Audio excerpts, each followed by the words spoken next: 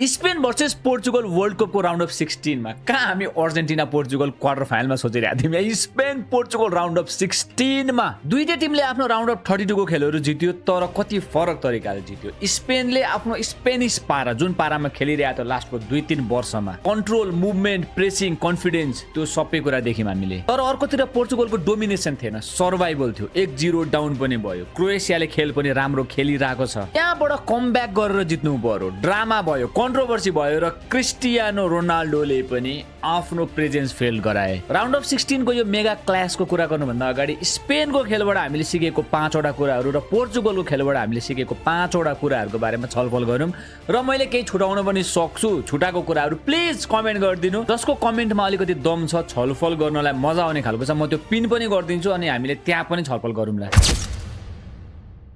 सुरुमा त स्पेनकै कुरा गरौँ। स्पेन फाइनल्ली स्पेन जस्तो देखियो किनभने हामीले यो स्पेन लास्टको 1-2 वर्ष अगाडिदेखि देखिरहेको थियौँ, तर यो वर्ल्ड कपको ग्रुप स्टेजमा त्यो लेभलको स्पेन हामीले देखिरहेको थिएनौँ। इन्जुरिजहरूले पनि ठुलो रोल खेलेको थियो। लमिन यामाल घाइते थियो, निको विलियम्स अझै पनि फिट भइसकेको छैन होइन, अनि अरू इस्युजहरू पनि थियो। तर यो अस्ट्रियाको खेलमा डोमिनेन्ट स्पेन हामीले देख्यौँ। पोजेसन पनि राम्रो थियो तर त्यो स्लो बोरिङ पोजेसन थिएन। यो बल पोजेसन डोमिनेसनको लागि बनेको थियो, अस्ट्रियाको डिफेन्स पेनिट्रेट गर्नको लागि बनेको थियो। एक वर्डमा भन्दाखेरि घातक थियो भन्दाखेरि गलत हुँदैन। 23 शट 10 वटा अन टार्गेट र 51-52 टचेस थियो अपोनेन्टको बक्समा भनेपछि कुन इन्टेन्सिटी कुन एग्रेसिभनेस लिएर आएको थियो स्पेनको टिमले हामी तीबाट बुझ्न सक्छौँ। खेल सकेपछि अस्ट्रियाको म्यानेजर र्याल्फ र्याग्निकले आफै भने कि यो स्पेनको टिम द वर्ल्ड कप जित्ला जस्तो छ भनेर। त्यस्तो डोमिनेटिङ खेल्थ्यो के।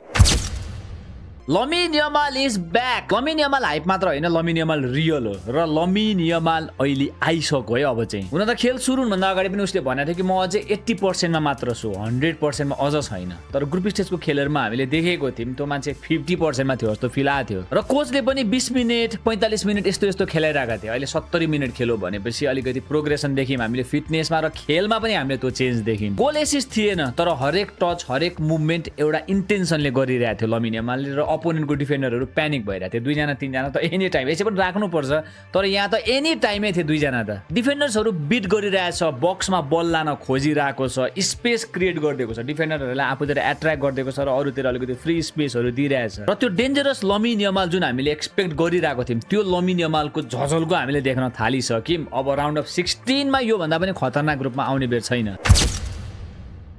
कुकुरेला हिडन हिरो थियो यो खेलको। 2टा एसिस्ट, त्यसमाथि त्यो ओयारजाबाललाई गरेको एसिस्ट त वर्ल्ड क्लास नै थियो। पुरा गेम हाई एनर्जी हाई इन्टेन्सिटीमा खेलेको छ, डिफेन्सिभ एरिया अफेन्सिभ एरिया सबैतिर कभर गरेको छ, डेलिभरिजहरू राम्रो राम्रो हानेको हानेछ, आफू पनि बक्स भित्र गइरहेको छ। सबैजनाको फोकस लमिन यमाल ओयारजाबाल पेड्रीमा थियो, तर यहाँ कुकुरेलाले सबभन्दा ठुलो डिफरेन्स गरिदियो।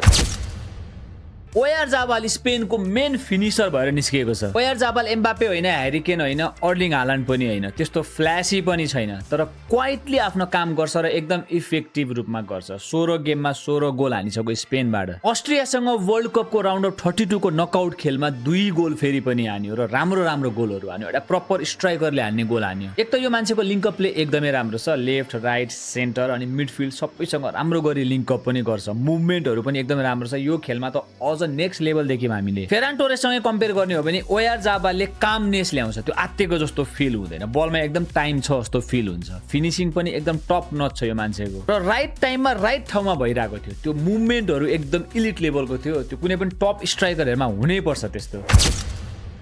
स्पेनको डिफेन्स वर्ल्ड कप जित्ने लेभलको डिफेन्स छ। यो वर्ल्ड कपमा 4 खेल खेलिसक्यो स्पेनले, एउटा पनि गोल खाएको छैन, 4 वटा क्लिन सिट। हामी तीबाट बुझ्न सक्छौँ यो स्पेनको डिफेन्स कस्तो छ भनेर। लापोर्टे र कुबार्सीको पार्टनरसिप एकदमै राम्रो चलिरहेको छ। गोलकिपर उनाई साइमनले पनि राम्रो गरी कम्प्लिमेन्ट गरिरहेको छ, फुलब्याक्सहरूले पनि एकदम राम्रो गरी कम्प्लिमेन्ट गरिरहेछ। अस्ट्रियाको एउटा पनि सर्ट अन टार्गेट थिएन भनेपछि अब आफै बुझौँ न, अस्ट्रिया भनेको त राम्रो टिम मध्ये पो पर्छ त। हामी स्पेन भन्ने बित्तिकै वाउ क्या मिडफिल्ड छ, राम्रो एट्याक छ भन्छौँ, तर यहाँ डिफेन्स पनि नेक्स्ट लेभलको छ अहिलेसम्म हेर्ने हो भने। अब कुरा गरौँ पोर्चुगलको र सुरुमा त क्रिस्टियानो रोनाल्डोको। 41 वर्षको उमेरमा आफ्नो 6औं वर्ल्ड कपमा फाइनल्ली क्रिस्टियानो रोनाल्डोले नकआउट स्टेजमा गोल हानेको छन् र कति इम्पोर्टेन्ट गोल थियो यो। जब टिमलाई एउटा क्याप्टेनको जरुरत थियो, जब टिमलाई कोही एउटा लिडरको जरुरत थियो, त्यो बेलामा त्यस्तो आइस कोल्ड पेनाल्टी हान्ने। कति प्रेसर थियो त्यो बेलामा। यदि त्यो पेनाल्टी मिस भएको भए सबै दोष रोनाल्डोमा आउँथ्यो, मेबी पोर्चुगलले खेल्नै हार्थ्यो, किनभने सेकेन्ड हाफको पनि बिचतिर खेल गइसकेको थियो। तर त्यो गोल हान्ने बित्तिकै पोर्चुगल बराबरीमा पनि आयो, हौसला पनि आयो, त्यहाँदेखि पछि कमब्याक भएर जित्यो पनि। 25-30 वर्षको क्रिस्टियानो रोनाल्डो त होइन नि यो, तर रिलायबल चाहिँ अझै पनि छन् भन्ने कुरा उनले फेरि पनि प्रुभ गरेका छन्। पोर्चुगलले फेरि पनि स्लो स्टार्ट गर्ने मिस्टेक चाहिँ गर्न हुँदैन। सुरुको 15-20 मिनेटलाई छोड्ने हो भने क्रोएसियाले फुल गेम आफ्नो कन्ट्रोलमा राखेको थियो। पोर्चुगलले त्यस्तो थ्रेटहरू केही पनि दिएको थिएन र क्रोएसियाले लिड पनि लियो। धन्न पेनाल्टी भयो, पोर्चुगलले खेलमा ब्याक आउने मौका पायो। तर यसरी नै स्लो स्टार्ट गर्यो र अपोनेन्टलाई चाहिँ गेममा हाबी हुन दियो भने पोर्चुगललाई गाह्रो हुनेवाला छ, किनभने नेक्स्ट अपोनेन्ट स्पेन छ र क्रोएसियासँग 1-0 डाउन हुनु र स्पेनसँग 1-0 डाउन हुनुमा अलिकति फरक पक्कै पनि हुन्छ। पोर्चुगलको गोलकिपर डिएगो कोस्टाले पोर्चुगललाई फेरि पनि गेममा राख्यो। डिएगो कोस्टा यो वर्ल्ड कपकै सबैभन्दा राम्रो गोलकिपर मध्येको एक छन् अहिलेसम्मको पर्फर्मेन्स हेर्ने हो भने। कोलम्बियासँग पनि सिंगल ह्यान्डेडली पोर्चुगललाई हारबाट जोगाइदिएको थियो त्यो मान्छेले। र यो खेलमा पनि दुईटा जस्तो त एकदमै क्रुसियल सेभ गरेको थियो। मेबी पोर्चुगलले खेले हार्थ्यो यदि त्यो गोलहरू खाएको भए। 1 सेकेन्ड जब पोर्चुगललाई एउटा वालको जरुरत छ पछाडि, त्यहाँ डिएगो कोस्टाले स्टेप अप गरेका छन्। रफाएल लियाओको कुरा गर्ने बित्तिकै हामी जहिले एउटा वेस्टेड पोटेन्सियलको कुरा गर्छौँ। 1-2 गेम राम्रो खेल्छ फेरि हराउँछ, 1-2 गेम राम्रो खेल्छ फेरि हराउँछ। अहिलेसम्म उसको करियर त्यस्तै नै चलिरहेको छ। तर यो क्रोएसियासँग खेलमा रफाएल लियाओले देखायो कि ऊ के चिज हो र उसले राम्रो खेल्यो भने के दिन सक्छ भनेर। अलिकति पनि खेल्नको लागि स्पेस छ भने त्यसले त्यो स्पेसको युटिलाइज एकदमै गरिहाल्छ। एक्ज्याक्टली त भन्न मिल्दैन, तर कता कता भिनिसियस जुनियरसँग कम्पेयर गर्छु म चाहिँ। एकदमै राम्रो छ, ड्रिब्लिङ पनि 1v1 मा पनि एकदमै राम्रो छ, अनि डिफेन्डरहरूप्रति डाइरेक्टली जान्छ। त्यस्तो खाले खेलाडीहरू भनेको डरमर्दो हुन्छ। अनि क्रोएसियासँगको विनिङ गोल पनि रफाएल लियाओको क्रसमै भएको थियो। गोन्जालो रामोसले राम्रो हेडिङ हान्यो, तर त्यहाँ रफाएल लियाओले क्रिएट गराएको थियो त्यो क्रस पनि। पेस छ, ड्रिब्लिङ छ, डाइरेक्ट रनिङ गर्न सक्ने एबिलिटी छ, 1v1 एबिलिटी छ, क्रिएट पनि गर्न सक्छ, चाहियो भने गोल पनि हान्न सक्छ। तर यो खेलाडीले यस्तो खाले पर्फर्मेन्स चाहिँ हरेक गेममा दिनु पर्यो।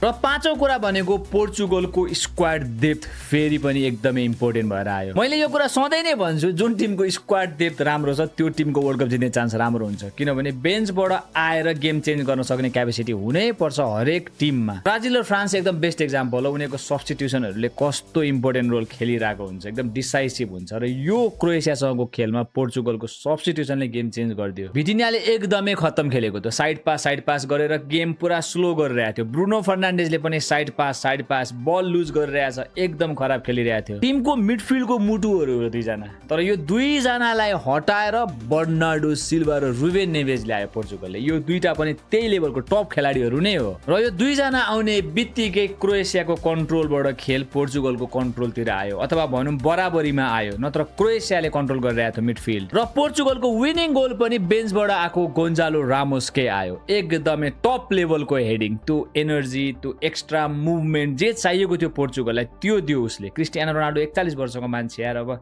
यस्तो हाई इन्टेन्सिटी गेम 90 मिनटसम्म खेल्न गाह्रो हुन्छ। त्यही भएर यहाँ बेन्चबाट त्यस्तो इम्प्याक्ट गर्यो यो खेलाडीहरूले। स्पेन र पोर्चुगल अब यसले गर्दाखेरि के फरक पर्छ भन्दाखेरि अब स्पेनको टिमको कन्फिडेन्स अझै हाई हुन्छ, किनभने निकै नै राम्रो खेल्यो स्पेनले, आफ्नो लेभलको खेल्यो, अलिकति रिदममा पनि देखियो उनीहरूको त्यो रिदम अलिकति मिसिङ थियो। तर पोर्चुगलमा चाहिँ त्यो नेभर गिभ अप, त्यो ग्रिट, त्यो डिटर्मिनेसन टाइपको एउटा फिलिङ दिन्छ अब यो जितले, किनभने हारेको गेम सर्भाइभ गरेर फाइट गरेर जित्यो। गेम हारेन, जित्यो क्या, त्यो इम्पोर्टेन्ट कुरा। र कसरी जित्यो त्यो पनि एकदम इम्पोर्टेन्ट हो। हामीले गिभ अप चाहिँ दिनु हुँदैन है, लास्ट मिनेटसम्म पनि हामीले फाइट गर्नुपर्छ भन्ने टाइपको एउटा फिलिङ छ होला पोर्चुगलको स्क्वाडमा यो क्रोएसियासँगको जितपछि। फेरि पनि भन्छु, मैले केही भन्न छुटाएको रहेछु भने प्लिज कमेन्ट गर्नु। नेक्स्ट भिडियो भेटौँला, बाई बाई।